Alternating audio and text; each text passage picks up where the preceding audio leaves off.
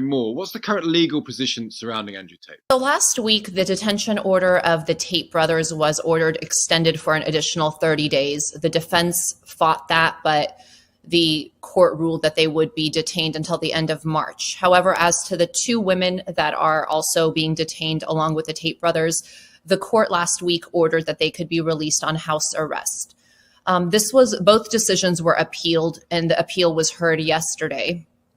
As far as the Tate brothers, the appeal was denied and they are still continue to be ordered. As far as the two women go, that decision was unfortunately reversed. So the prosecutors are the ones who had appealed their release on house arrest, and they did prevail. And now the women will stay in custody until the end of March as well.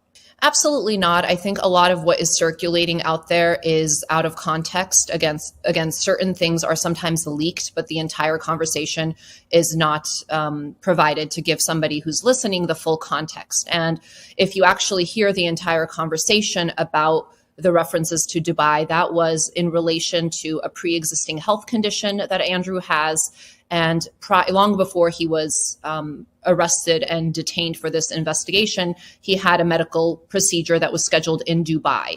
And so the entirety of the context of that conversation is that he says if he is released, he plans to go to the appointment as scheduled. And it's a conversation about that procedure. That is certainly what they tried to convince the court of this time. And another factor also I do want to mention is, this investigation started close to a year ago in April.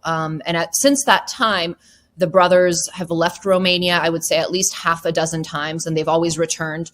Although they weren't the accused at the time, they weren't specifically being investigated the way they are now, as in relation with a detention. The investigation had begun. And if they had anything to be concerned about, I don't think they would have returned to Romania. I mean, if they in fact were a flight risk. So I think all of those factors really weigh against the fact that they would go anywhere, not to mention that they're highly recognizable. It's hard to imagine where they would go that they wouldn't be identified. But that's certainly not what they were saying in the phone conversations that were used to convince the court. I think that's primarily everything that this case is. I think the file, and I can't get into what the file contains because these are closed proceedings for the time being in Romania.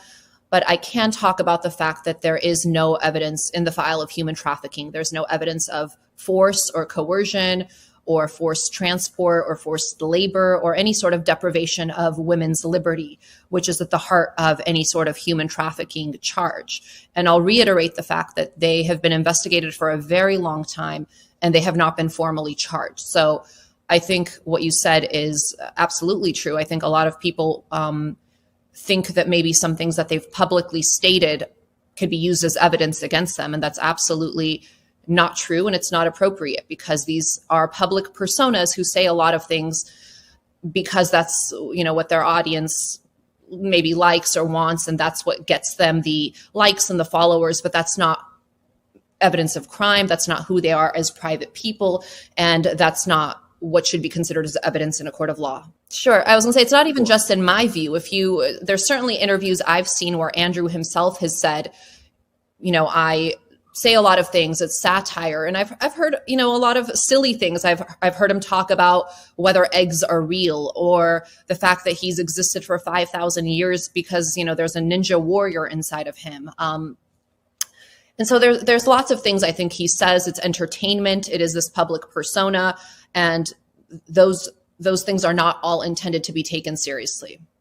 Obviously, a lot of things are taken out of context. However, I've seen, a video that he's put out about the 41 tenets of Tate. And that's something that he has circulated. It's, he has slides, I think, and various videos. And he has put that out there because he feels that he's been misunderstood and quoted out of context many times. And I think it's important for anyone who's looking at his speech to go through his tenets, because those specifically, and those are thought out, these are not off the cuff remarks the way you get in a interview or something that could be taken out of context. These are specific things that he has given thought to and has said to clarify any sort of misunderstanding. And among those are, he talks about promoting loving consensual relationships with women. He talks about how he completely disapproves of any sort of violence within romantic relationships, and how women have, unique and really important strengths and abilities. So I think all of this talk about misogyny, again, there's a lot that is taken out of context. And I do think, as a feminist, I'm not trying to cast him or recast him. And I'm certainly not here to comment or judge him for the content he's put out. I'll be the first to admit I haven't seen a majority of the content, but I have seen certainly long form interviews where he has tried to explain some of the things that he has said that have offended a lot of people and that have been some of the most controversial things he said. I've also, read and listened to those tenets. So again, I can't speak as to every single thing he said. And as far as I'm concerned, which is as his attorney in a criminal investigation, these things just are not evidence. And that's a topic for another day that could be debated as to, whether it's appropriate what he says or what he means by it. But that's not my role in this. My role is that these things are not evidence that should be used against him. The same way, again, I used an example previously about rap artists. You don't prosecute rap artists because they say things that, about maybe criminal activity or things that they might be talking about in a different context that could be used as evidence against them. So is he a free speech in some ways? In your view, is he almost a free speech martyr in this, that he's being arrested and prosecuted in a certain area, but it's in some ways connected to his rights to be a character, to exercise free speech? Absolutely. I think, again, his speech is obviously very controversial. And from where we sit now and what we've seen, there isn't evidence of the allegations that he's being investigated for. So why he's in custody at the moment, I'm not sure.